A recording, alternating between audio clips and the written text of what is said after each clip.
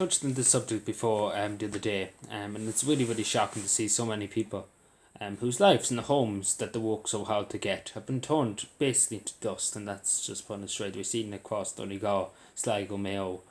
Houses crumbling, like literally, I use the word literally crumbling to the ground because the construction failures in the houses.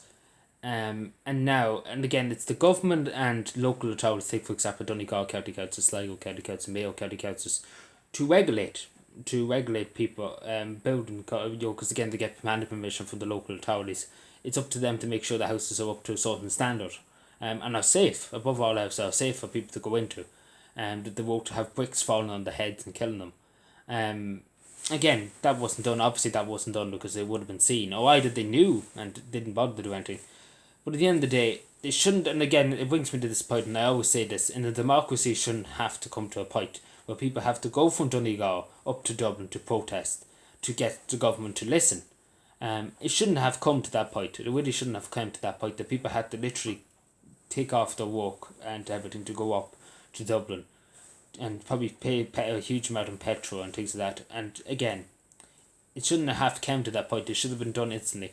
Again, because it is the government's fault. At the end of the day, it is the government and the local authorities' fault for not regulating these industries and not doing anything about it sooner.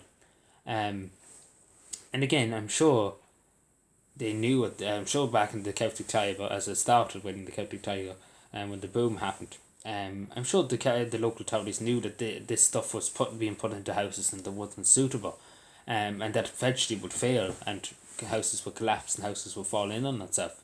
And again, it's going to cost over $1 billion. It's going to cost 1 billion. Could be 1.5 billion. But I do think it's worth the price because again, we don't want people lying on the streets. We don't want people being homeless because of this. We really do not want people being homeless because of this. And again, it's the government's fault, and again, the government has to accept that. And unfortunately, the taxpayer will have to pay for it. It's unfortunate that we couldn't just take it out of the NGO budget, or we couldn't take it out of the TD salaries and the expenses of the TDs. It'd be very quickly. Imagine if we'd said that to them a few months ago. There would have been something done about it instantly if we said we're going to take it out of their wages to pay the bill of 1 billion, 1.5 billion to fix all the houses. They would have been very quickly doing something. Again, when you threaten the money, they do something very quickly. And obviously, my heart does go out to them, to the families that are affected, because many of them have young children. And some of them are still paying a mortgage on some of these houses, and they're falling to bits, and the bank's still expecting to pay a mortgage. It was unbelievable. It really is unthinkable that these people have to pay a mortgage for a house that's fallen to bits. And again, it's the same with everything. It shouldn't have to come to the point where people had to go up and protest. It shouldn't have come. It should have been done. Again, this is the failure of democracy in this country. Again, you have the right to protest 100%. But again, things that are totally wrong and things that have, you can see the problems and you know the problems and you know how to fix them. It shouldn't have come to the point where they had to go. And again, it took the government years and years and years to do something. Again, they're going to probably do something about it now. And I use the word probably.